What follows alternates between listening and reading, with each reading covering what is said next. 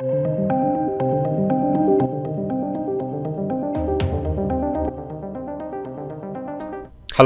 it's me. I'm just editing today's video and I found a tweet to say that yes, they are actually closing. So some of the commentary in this video will say maybe, oh yeah, if they do, etc. They are. It's 100% confirmed. They are actually closing up shop. So just thought I would dive right in and actually say that from the off first, just so we're all on the same page. But enjoy today's video.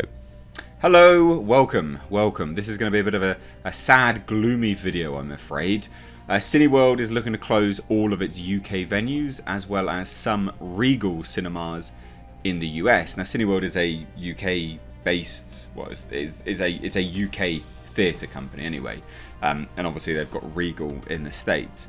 They have announced that, yeah, they're looking to close up shop due to No Time to Die being delayed. And this is serious repercussions on the film industry on a whole, because when I did the video to No Time to Die being delayed, a lot of people were like, well, of course they would. Why would the studio release it? What's the point? Like, duh. And it's like, yeah, no, I get that.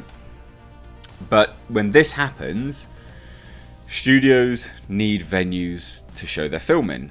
With less venues to show their film in, they make less money. People aren't going to travel 2 hours to go and watch a film, which some people might have to do now in the UK.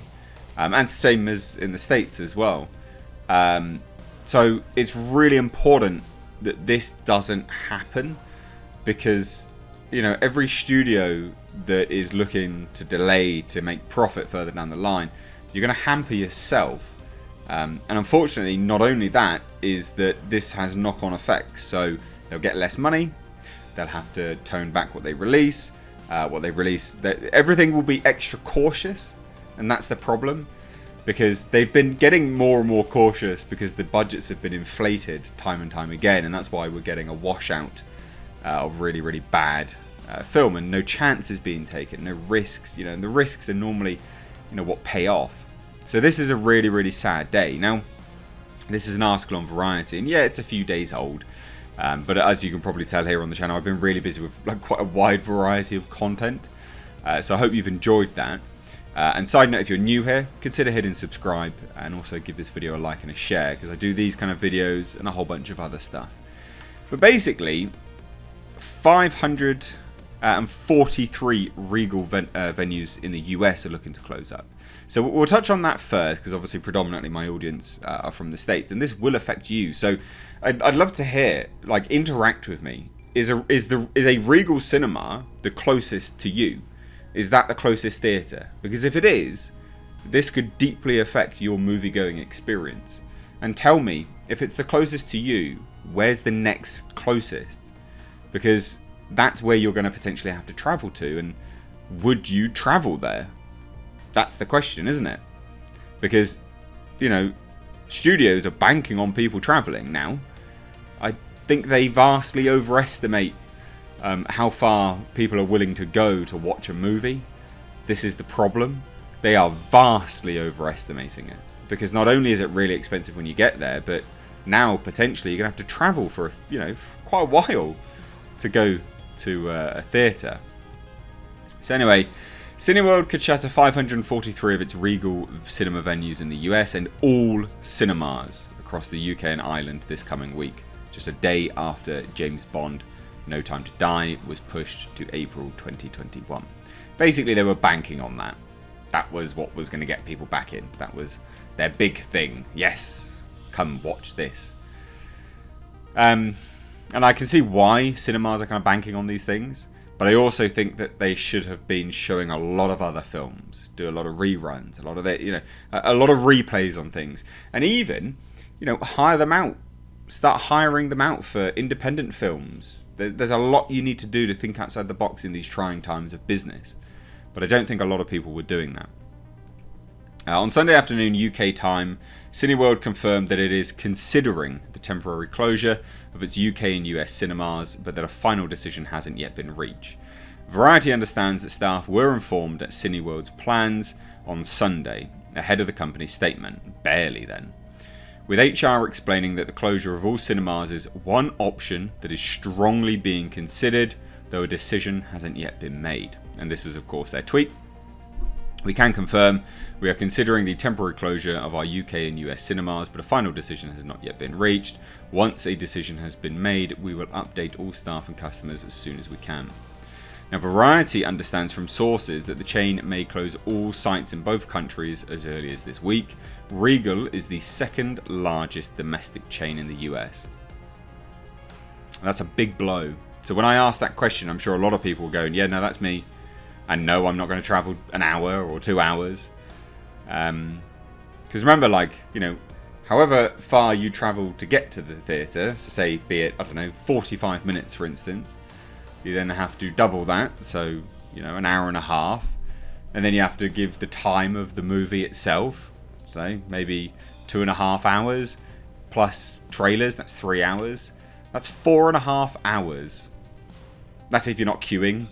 That's if you're not, you know, there's, I mean, god damn, that's like a 5-hour day trip just to go to a theatre. And this is the thing, like, I think, unfortunately, studios are banking on them doing that, and I don't think people will. Just in that scenario alone, you know, just a 45-minute drive, you know, can turn into some monumental, epic day out. It's just too much. People don't want to do it. It's way too much. Way, way, way too much. Now, Regal is the second largest domestic chain in the US, while Cineworld is the UK's biggest cinema operator. Now, luckily, I've got, I think I've got a Cineworld near me, but I actually go to a View cinema, and then I also go to an Empire cinema. So thankfully, I'm not actually affected by this, which is good. Now, in the UK, Cineworld is understood to be writing to Prime Minister Boris Johnson and Culture Secretary Oliver Dowden this weekend to explain that the exhibition sector is unviable due to studios delaying tentpoles as a result of anxious audiences steering clear of cinemas amid the global pandemic. The Cineworld closures will put up to 5,500 jobs at risk in the UK. That's quite a lot.